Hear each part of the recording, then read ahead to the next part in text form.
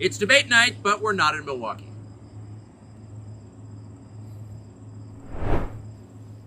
Mr. President, thanks for joining us. Thank you. Why aren't you at the Fox News debate tonight in Milwaukee? Well, you know, a lot of people have been asking me that, and many people said you shouldn't do them, but you see the polls have come out, and I'm leading by 50 and 60 points. And, you know, some of them are at 1 and 0 and 2. And I'm saying, do I sit there for an hour or 2 hours, whatever it's going to be, and get harassed by people that shouldn't even be running for president? Should I be doing that? And a network that isn't particularly friendly to me, frankly. You know, they were backing Ron DeSanctimonious like crazy, and now they've given up on him. I mean, it's a lost cause. It reminded me very much of 2016. You know, in 2016, I went through the same stuff and had to fight them all the way, and then they became very friendly after I won, or just about when I was winning. But I just felt it would be more appropriate not to do the debate. I don't think it's right to do it. If you're leading by 50, 60, I have one problem leading by 70 points, and I'm saying, why am I doing it?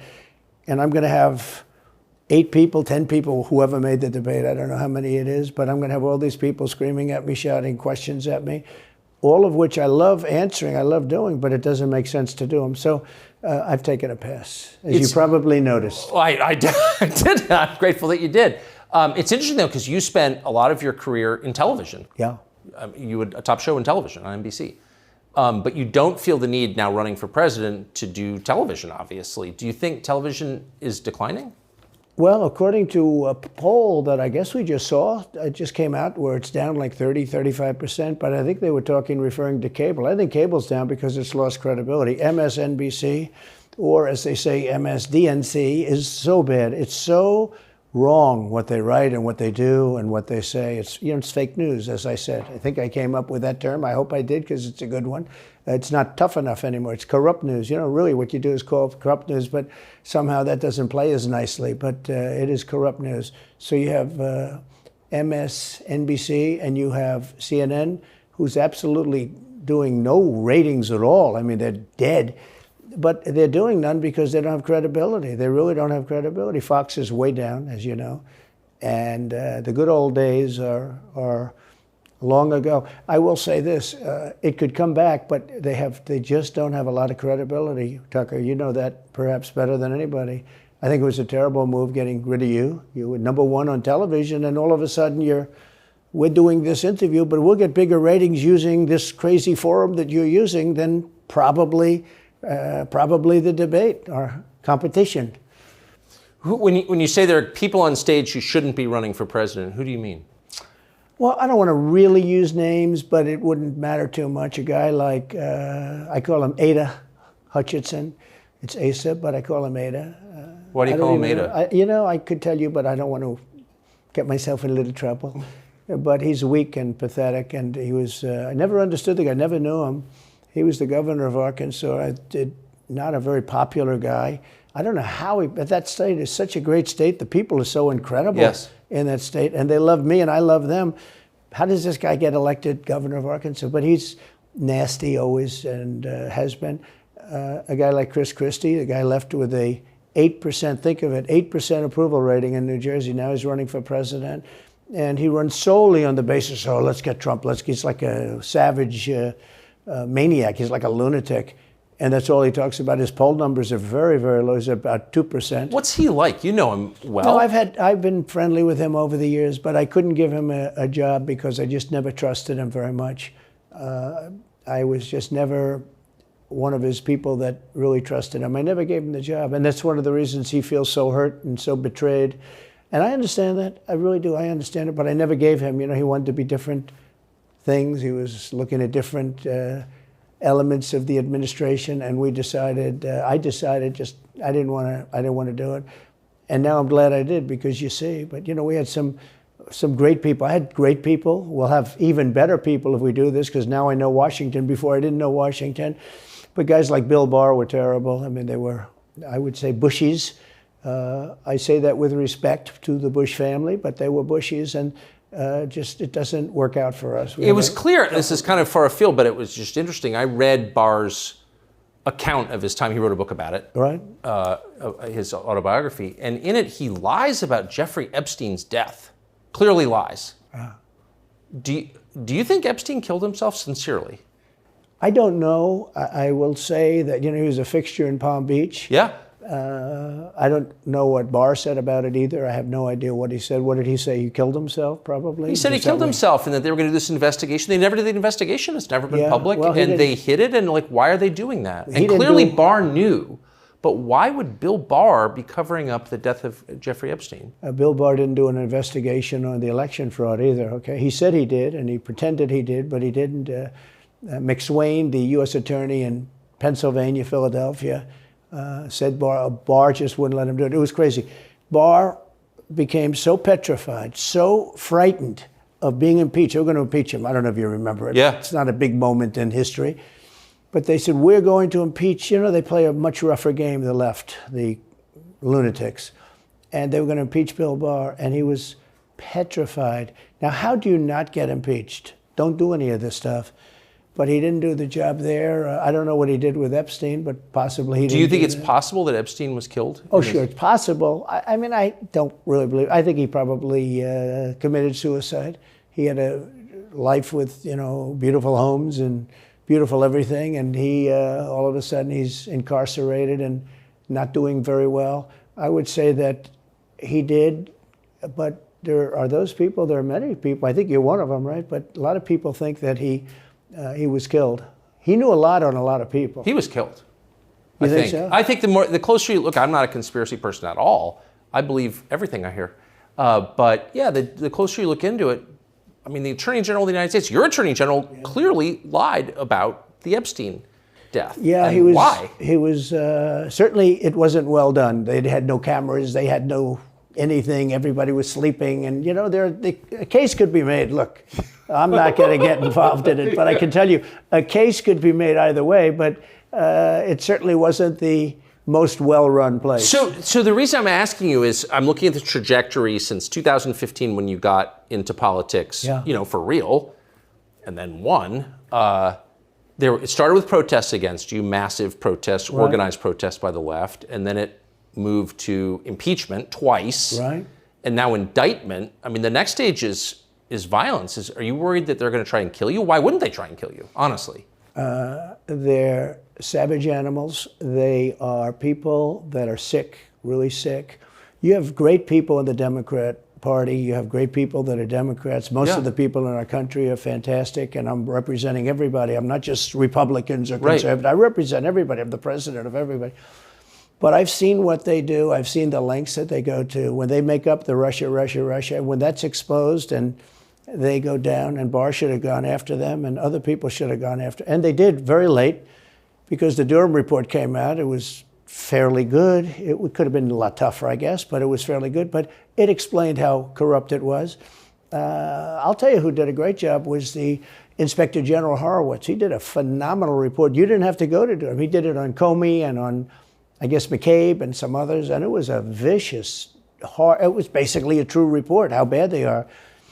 But these people are sick people. These are people that I think they hate our country. You want to know the truth. When you see open borders, when you see these policies that they have, and so many other things, it's so sad to see. We have a country that's very fragile right now. I've never seen, I will say, look, I ran in 16, which was 15, but I ran in 16, election in 16, and there was tremendous spirit. In 20, there was even more spirit. We got millions and millions more votes. It wasn't even a contest. People said, well, what'd you think of 20? I said, we did much better. We did. You got to base it on the number of votes. We got many more votes in 20 than we did in 16. But the election was rigged. It was a rigged election. And with COVID, they used COVID to cheat in a lot of different things, and we have so much on it. It's so easy.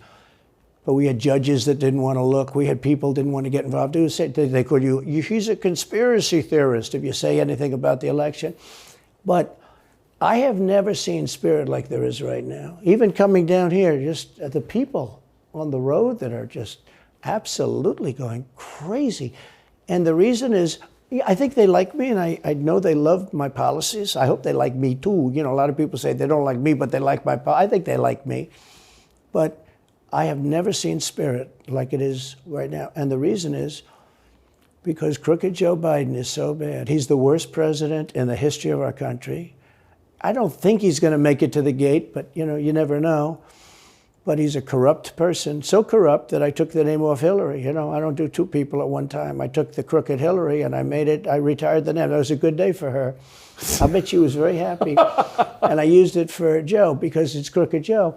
But Joe is really... But you don't think he's going to make it to November of 24? Well, I think he's worse mentally than he is physically. And physically, he's not exactly a triathlete or any kind of an athlete. You look at him, he can't walk to the helicopter. He walks, he can't lift his feet out of the grass. It's only 2 inches at the White House, right? That's not a lot. But you watch him, and it looks like he's walking on toothpicks. And then you see him on the beach where he can't lift a chair. Those chairs are meant to be light, right? They're like 2 ounces. You lift them up. He can't lift the chair. He can't walk to the chair. And I don't know what they're doing with the beach. This beach is seeming to play a big role, but they love pictures of him on the beach. I think he looks terrible on the beach. He looks terrible on the beach. Skinny legs. Well, he can't walk through the sand. Sand is not that easy to walk through, but when he walks through it, he can't walk through the sand. And there's somebody in there that thinks he looks fabulous at the beach. I think he looks horrible at the beach. Plus, the beach doesn't represent what a president's supposed to be doing. You're supposed to be working. You're supposed to be getting us out of that horrible, horrible war that we're very much involved in with Russia and Ukraine. You could do that. You could do that very easily. I believe you could do that I don't believe he could do it because he's just incompetent. But that's a war that should end immediately, not because of one side or the other, because hundreds of thousands of people are being killed. Can you imagine you're in an apartment house and rockets are going into that building and blowing it up and knocking it down? And why should anybody, human beings, is a human, whether they're Russian or Ukrainian or whatever they are, it's got to be stopped. And it can't be stopped very easily. It would have never started. If I were president, it would have never started. So back to Biden, I'm interested. So you think he's failing? He obviously is failing. I think it's clear to everybody. But that would make Kamala Harris the candidate? Well, not really. I guess they'd have maybe a free-for-all. A lot of people say she has to remain for certain reasons the candidate. She has to. I don't think that's true, actually. I don't think that other people would stand for it. She has some bad moments. Her moments are almost as bad as his. I think his are worse, actually. Yeah. But she seems pretty senile, too. She speaks in rhyme. It's weird. It's weird. But she has bad moments. And in rhyme? What do you... Well, the way she talks, the bus will go here and then the bus will go there because that's what buses do. And it's weird. The whole thing is weird. This is not a president of the United States future. And I think they probably have some kind of a primary and other people will get involved. Newsom, right? Could be. I always got along well with him, believe it or not. But could be him, could be somebody else. He's got a big load on his shoulders because you look at California, what's happened. But I don't know if the American people really, the people that vote for him, I don't even know if they care. You look at so many of the things that are going on, and people don't seem to be, in the old days, if you had a bad record, it meant a lot. Today, if you have a bad record, it doesn't really mean anything. He looks good, he's a nice looking guy, speaks well. But Biden, every time you watch him talking, it's like he's walking on eggs. You're waiting for him to collapse. And he almost always does. And I got to know the leaders of all of the countries, essentially, but the big ones. And the bigger, the tougher the leader. It's like sort of, I guess maybe that's the way it's supposed to be. But I got to know President Xi of China and Putin and Kim Jong-un, North Korea. Did a great job with North Korea, kept us out of a nuclear war. We would have 40,000 dead soldiers right now. They'd drop a nuke right on top of the military base. But we have 40,000 soldiers over there. And I did great. I got along with him great. That's a positive. The press said, he said nice things about Kim Jong-un. I also said horrible things at the beginning. Horrible enough that he wanted to talk. And we talked and we met in Singapore. We met actually twice. And we had unbelievable meetings. I know him very well. We were in great shape with him. What do you think he and Xi and Putin think of Biden? I think they can't believe it. I think they probably say this is some kind of a system. They had great respect for our country. They respected me. They had great respect for our country when I was there. Every one of them. Look, if you go to North Korea, you take a look at what happened. You know, the Olympics was dead. South Korea spent billions on the Olympics. Nobody was going to go. They didn't want to get blown up. They called me and they said, we are going to let the Olympics proceed. This is North Korea. I said, you should go into the Olympics. Put your athletes in. It wasn't like, you know, they were big on athletes because, you know. Famine. But they went in and they actually participated. And within about 2 days, the entire thing was sold out. And if it wasn't me, that would have never happened. But I got along very well with him, and that's a positive thing. He does have massive nuclear power, by the way. And if Hillary would have gotten in, or if the Obama thought process continued, it would have been a nuclear war, absolutely, with North Korea. He was expecting to go into a war, and it would have been a nuclear war. So do you think the rest of the world looks on at Biden and thinks someone else has got to be running the government? Well, somebody else has to be. I don't think he's capable of doing anything. Look, when I debated him, I said, how come, and this was in front of probably not a friend of yours, Chris Wallace. He was the moderator. Not a friend. I said, why is it he wants to be Mike, but he doesn't have the talent? It's one of those bitchy little man. He wanted to be his father, but he didn't have the talent of his father was great. His father, a little fussy man. His father interviewed me in 60 Minutes. It was actually a 10. Can you believe it? No, I totally believe. His father had talent, at least. I may have been the only guy that he gave a good 60 Minutes to. He was rough. Really? His father was tough. He was great, though. He was great at what he did. But Chris Wallace was so upset.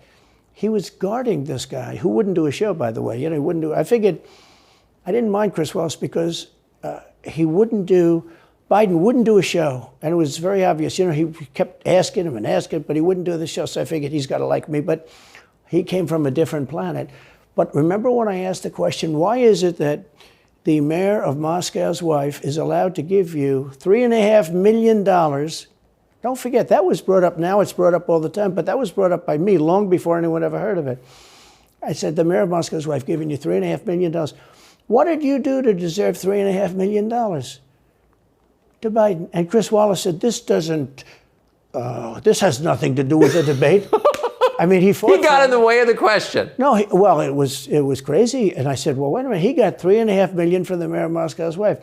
Now, people forget that, but if you go back and take a look, you will see.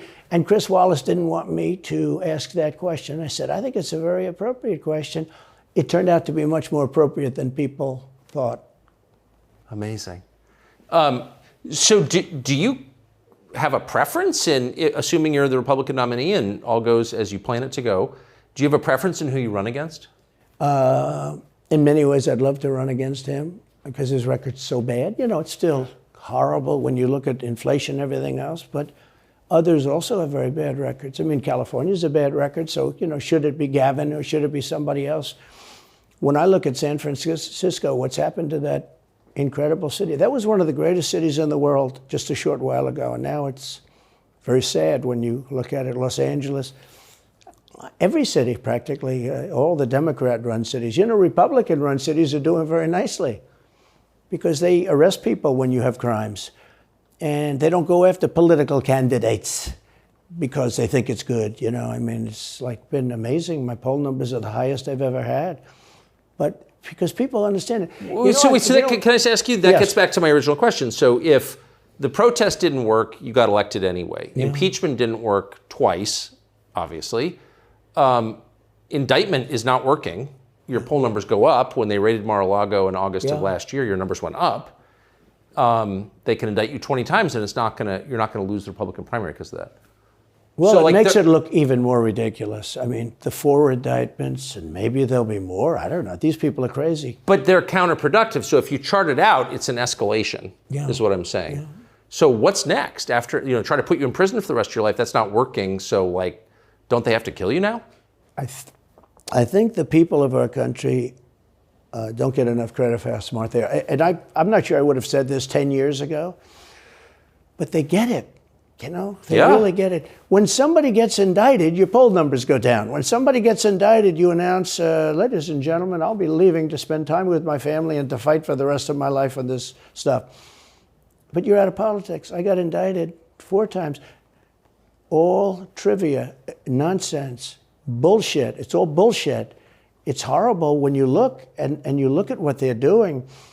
the boxes hoax. I'm covered by the Presidential Records Act. I'm allowed to do exactly that. He's not covered, and he's got 25 times the number of boxes, and he's got them stored in Chinatown. He's got them stored in a flimsy garage underneath his Corvette at Penn. And by the way, at Penn, he gets millions of dollars. China pays this guy millions of dollars.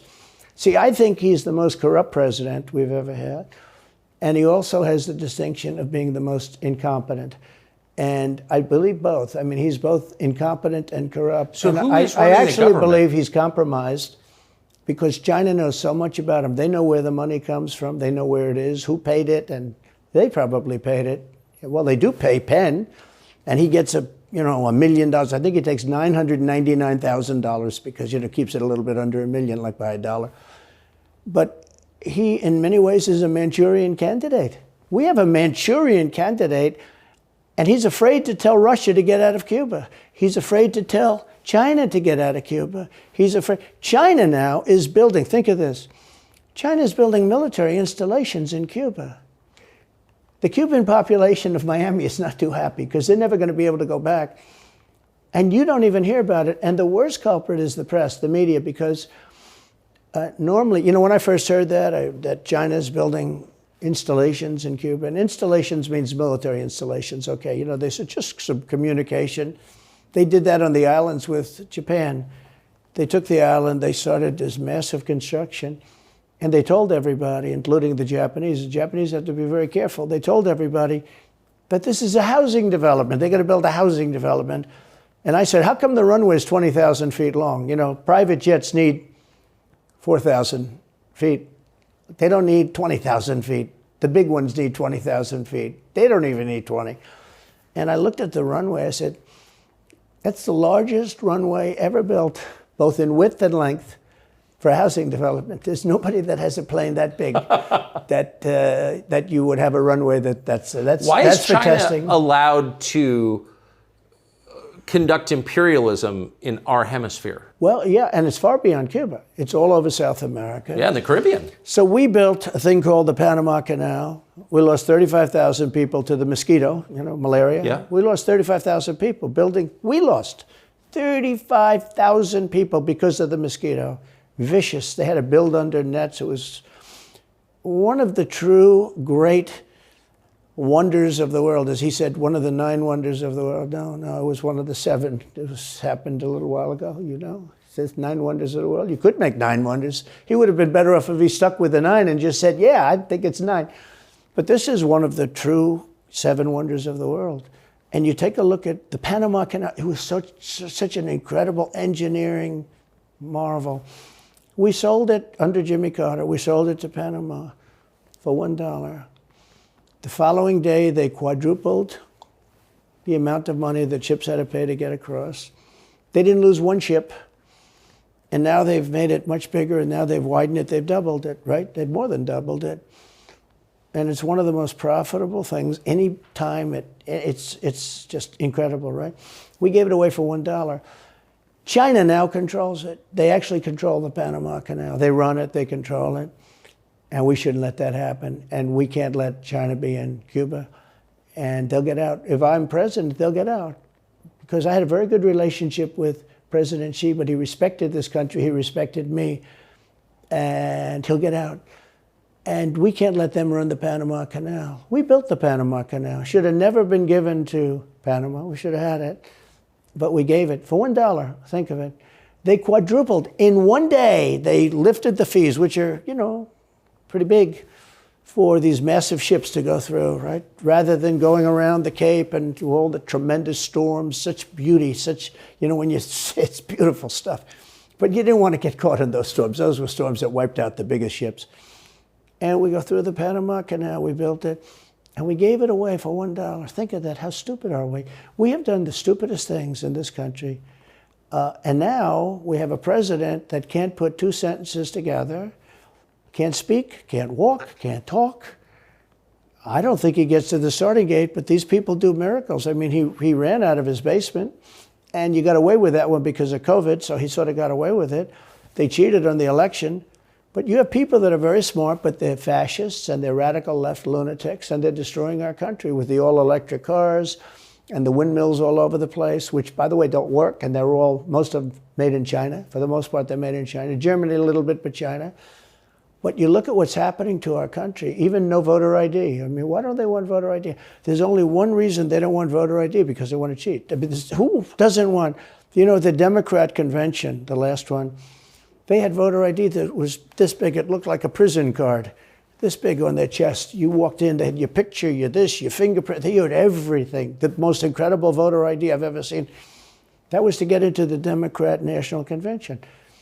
But to get in to vote, if you buy groceries, if you buy practically anything now, you have ID on a card, credit cards or otherwise.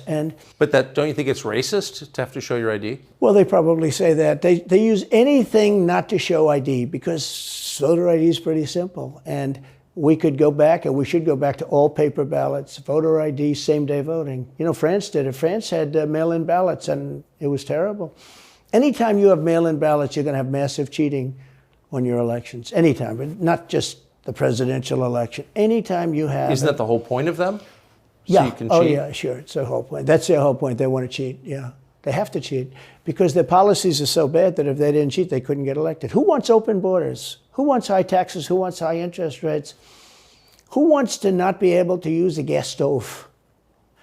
Or have to drive an electric car, which, you have a 4-hour drive, but the car only goes an hour and a half, so you have to charge it. The happiest moment for somebody in an electric car is the first 10 minutes. In other words, you get it charged, and now for 10 minutes. The unhappiest part is the next hour, because you're petrified that you're not going to be found another charger. I'm saying, I'm not knocking electric cars, they're fine. They're fine. But if people want to buy a gasoline car or a hybrid, hybrids are pretty good, actually, but they should be allowed to buy. They don't want to do any of this. So right now, California's in a big brownout, because their grid is a disaster. The grid all over the country is sort of a disaster, but the grid in California.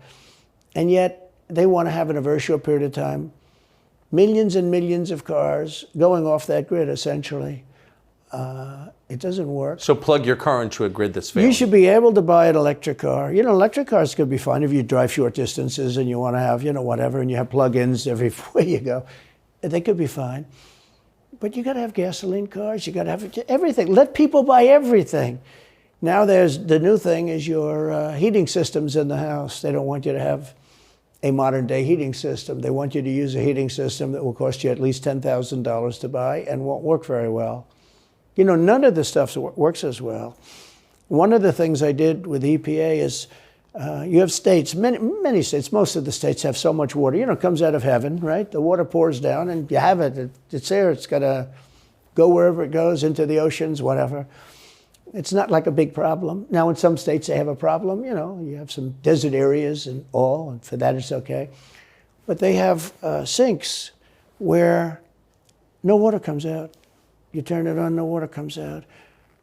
No water comes out of the shower. No water is allowed to go into the washing machine for your dishes or for your clothing or what. And I avoided all of that.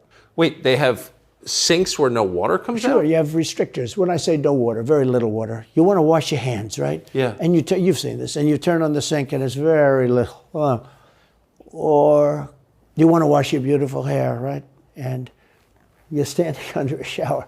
Then the suds never go. The water comes out very slowly. I'm sure you've seen this. It usually takes place in new hotels and new homes. Yeah, you take a drill and take the they have limiter out. Well, you can, but now they make it so you can't do that so easily. They have a restrictor. It's called a restrictor, and it restricts the water from coming out.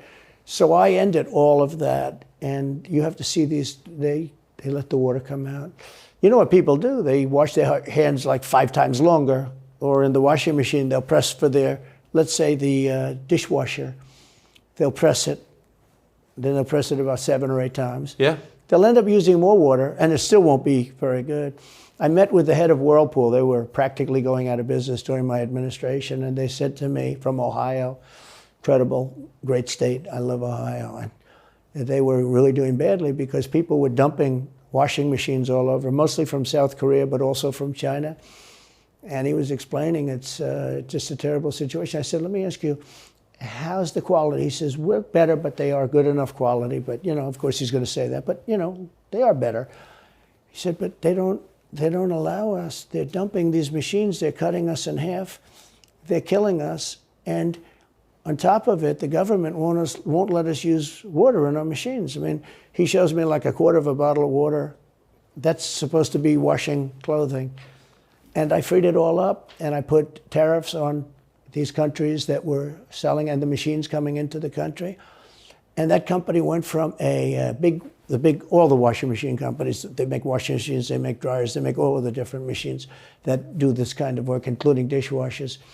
And they went from a disaster area to being just thriving. But can I ask, they love me in that part of Ohio. Well, I bet they do, but why should EPA, no one at EPA was elected by anybody, yeah. Why do they have the power to decide how much water your washing machine uses? Shouldn't Congress in a democracy get to vote on that? Yeah, you could say that. They do things that are not very... So how do you, that's my question, how do you, if you get elected again, go back to Washington, how do you keep the agencies under control? How do you keep FBI and CIA specifically under control? The way you do it, like I fired Comey, that was a big deal. You know, a lot of people said, and I fired him very early. Somebody said, oh, I wish you would have fired him. There was a real question about firing him. Anyway, you understand, because, you know, when they have a 10-year term, there is a question. I fired Comey. That was a great thing. If I didn't fire Comey, maybe I wouldn't be talking to you, or I'd be talking to you about real estate or something else other than politics, right? That was a coup, in my opinion. That was a very sick deal. That was the insurance policy.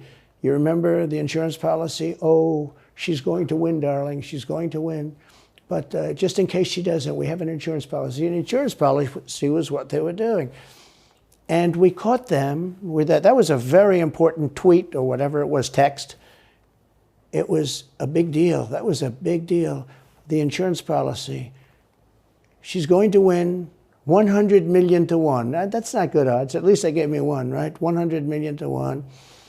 But just in case she doesn't win, we have an insurance policy. And everybody said, that's strange. That's strange. But we caught all that because I fired Comey. Because when I fired Comey, it was like throwing a rock into a hornet's nest, into a nest of bees, and the place went crazy. So when you were president, are you confident that you knew everything, say, CIA was doing around the world? No, I'm not. It's a very interesting group of people. I had very good relationships, I thought, but I was a little surprised when I got out that, you know, things go on. Look, it's... What were you surprised by? I was surprised. I think it's some of the people. I was surprised that there was... I had a group of people. Look, we killed many, using the CIA, I have to say this, very bad actors. We were very good at it. You look at Soleimani, you look at al-Baghdadi, bigger than Osama bin Laden. I mean, Osama bin Laden, but al-Baghdadi did ISIS, and he was rebuilding ISIS very strongly. And that was the CIA that did that? That was really us that did that. Yeah. That was really us that did that. And Soleimani was us that did that, not so much CIA. But we did some very good work with the CIA. What I started, you know, when I looked at the 51 intelligence agents saying that was the laptop from hell was Russia disinformation, when I took a look at that, I said, that's a horrible thing. They knew it wasn't. They knew it was not. And by the way, you're talking about cheating on the election? McLaughlin and Fabrizio, great pollsters, they said a thing like that plus other things meant anywhere from 10 to 17% of the vote would change. Whatever happened to Mike Pence? You've always been nice to Pence. I've never heard you criticize Pence. You've defended him in public many, many times. He's out there attacking you. What is that? So Mike wants to run for president. You got to understand, in my opinion, Mike Pence had the absolute right to send the votes back to the legislatures. The Democrats and everybody said, you don't have the right. In other words, what I said, is he a human conveyor belt? You mean if he finds fraud in Pennsylvania, in Georgia, in any of these states, Arizona, he has to send them to Mitch McConnell, right? That's right, sir. Well, if he finds fraud, he has to? Yes, sir. I said, so he's a conveyor belt. Boom, put him in. I said, I don't agree with that. And we had some lawyers, not all, we had some lawyers that said, no, you do have the right to send them back to the legislatures to be rechecked. Because if you looked at what went on in Wisconsin, who, by the way, now agree with me, Wisconsin has been virtually, other than the fact they're not allowed to do anything statutorily, But Wisconsin has been, I mean, what they found is incredible. I mean, we won Wisconsin. But Mike Pence had the right, in my opinion, to send him back. Do you ever talk to him now? No, I haven't spoken to him in a long time. I was very disappointed in him. I didn't want to do what Thomas Jefferson did. Thomas Jefferson, it was Georgia. And it was, hear ye, hear ye, the great state of Georgia is not capable or allowed to tabulate their votes. And Thomas Jefferson, who was the vice president, said, is Georgia sure that they cannot tabulate their votes? Georgia is sure. He didn't send him back and have him redo it. He said, we will keep the votes of the great state of Georgia for Thomas Jefferson and his president. I didn't ask him for that. Could have done that too, but I didn't. I thought that would be turmoil. I asked him to send him back to his legislature, to the legislatures, you know, in Wisconsin, let's say. But why didn't he? I mean, you'd worked together for 4 years. You're the president. He's VP. You say you're aligned on everything. I think he got very bad advice. I really do. Now, let me tell you what happened. I sat there with a few people. I think his lawyer was in the room too. His lawyer was very much against it. There were other lawyers that felt you could do it. It was one of those things. I think you could have done it. I think you can always do something if you see fraud or if you see problems. But it's very interesting. So after the election was over, the rhinos got together with the Democrats and they redid the election, so you couldn't do it anymore. So then I called the people. I said, so in other words, you're saying I was right. You could do it. Yes, you could do it. In other words, they took the Voting Act and they redid it so the vice president no longer has the power to do what I said he could do. So when that happened, I said, wow. And you know, you'd look some of these Democrats in the eye and they'd say, he has absolutely no right to do it. And immediately after the election, they met rhinos, could name them all, and Democrats, and they approved legislation that takes away the right of the vice president to do it. So I said, so you're saying I was right. The vice president did have the right to do it, and they said, yes, he did. So if you're saying they stole it from you last time, why wouldn't they do the same this time? Oh, well, they'll try. They're going to be trying, yeah. And not only me, you know. Look, DeSantis is out. I think he's gone. So he was at a level. People have figured him out. He's gone. But if somebody else got in, other than me, they'll go at him just as viciously as they did me. These people are sick. They will go after them. And a lot of people say they won't be able to hold up. I do get credit for holding up quite well, I must tell you. I think it's... How do you do that? How do you get indicted, you know, every week and stay cheerful? I think it's a lot easier because I'm so high in the polls, because it means the people get it. The people see it's a fraud. The people see it. Like this horrible district attorney from just a little while ago, from essentially Atlanta, that's Fulton County. She said, basically, I don't have any right to challenge an election. Well, what about Stacey Abrams? What about Hillary Clinton? What about all of these Democrats that are still challenging my election? The same people that are saying he's challenging an election challenged my election. And they did it with slates. They did it with all sorts of things. They were very bad about it. But basically, they're suing me, and they're saying, you don't have any right to challenge it. If you challenge an election, we're going to indict you and put you in jail. So what they're doing is they've weaponized, and don't kid yourself, the DOJ and Biden and the whole group, they're watching all of this stuff. They love the local stuff. You know, the DA in Manhattan. Not only that, they put one of the DOJ top people into the Manhattan DA's office to run things. They don't even have a case against me. It's not even a case. Everyone says, even the Democrats say, you can't bring these cases. You have no case. The Attorney General or the District Attorney, Fannie Willis, in Atlanta, she's getting killed. Basically, she's saying Trump doesn't have the right to criticize an election. But you've been around long enough now. You've seen many elections criticized. I mean, Hillary Clinton goes crazy. Every time she talks, she says, he's not the president. Jimmy Carter said, he's not the president. Well, I am the president. Hillary Clinton called me, by the way, at 3:02 in the morning. to congratulate me the night of the election. Did her voice crack? Well, her voice was, it's very different, I will say. I won't get into that. But What do you mean? her voice was very different. Don't forget, they were all celebrating at 5 o'clock in the afternoon. And I came home and I said, you know, I think we won. I felt we won because the rallies are so big. You know, we'd go to Wisconsin and we'd go to Georgia. We'd go to different states. In Michigan, we'd have rallies. In Pennsylvania, we had 58,000 people in Butler. And I said, you know, how are we losing this? How do you have a rally where you have from 50 to 100,000 people, many of them? You know, I did 7 a day for a couple of days. That's a lot. That's a lot. These are big rallies too. And I didn't hold back. I didn't say, let's make them let's do abbreviations, right? But they challenged the stuff. Yeah. Hillary called me up and conceded. Now the word is that Obama said you have to do that. But she called up and totally conceded. But now, you know, every time you see her on television, she's saying like, well, she's challenging the election. Do you think... So that would mean that she should be indicted, but that would mean also that Stacey Abrams in Georgia should be indicted because she still thinks she won the election for governor. She still thinks that. She's never recanted. And do you think Stacey Abrams will be indicted for that? No, of course not. She won't be. The Democrats don't get indicted for things like that. They don't get impeached.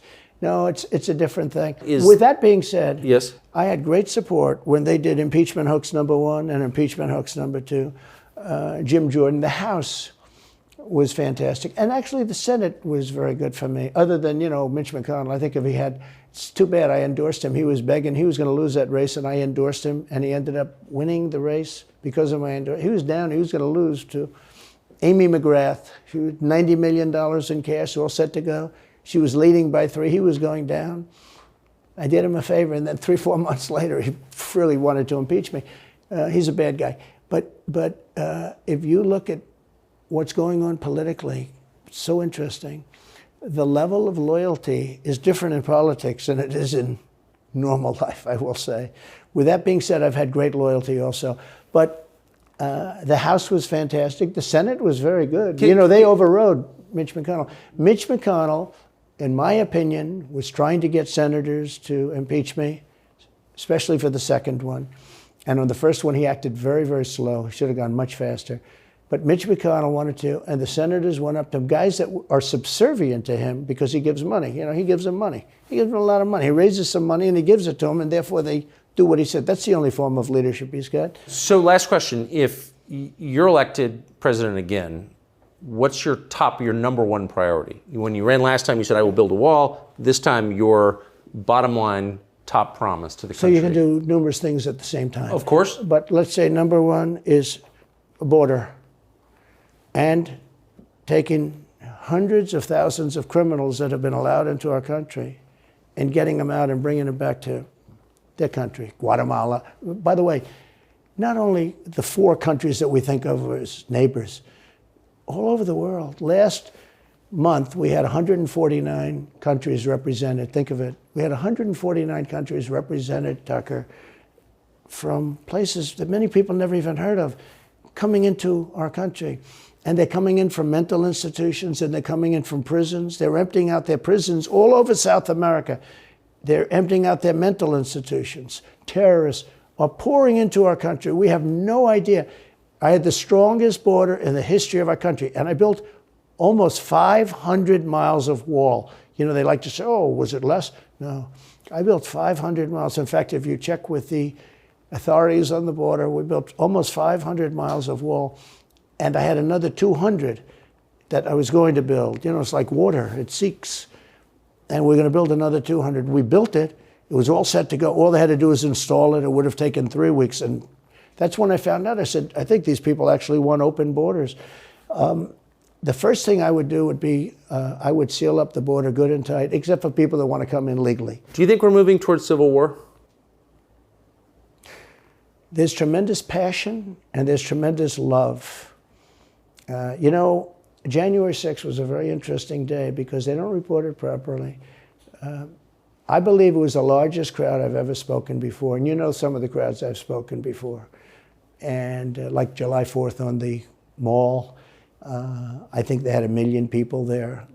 But I think that the biggest crowd I've ever spoken before was on January 6th, and people that were in that crowd, a very, very small group of people, and we said patriotically and peacefully and patriotically, right? Nobody ever says that.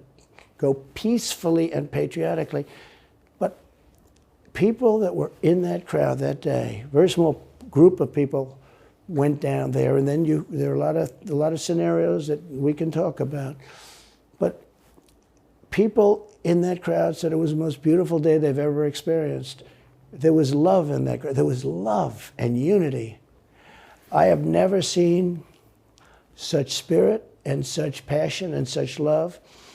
And I've also never seen simultaneously and from the same people such hatred of what they've done to our country. So do you think it's possible that there's open conflict? We seem to be moving towards something. I don't know, because I don't know what it, I can say this. There's a level of passion that I've never seen. There's a level of hatred that I've never seen, and that's probably a bad combination. Donald Trump, thank you. Thank you very much. Very much. Thank you. That is a bad combination, by the way. Bad combination. Thank you.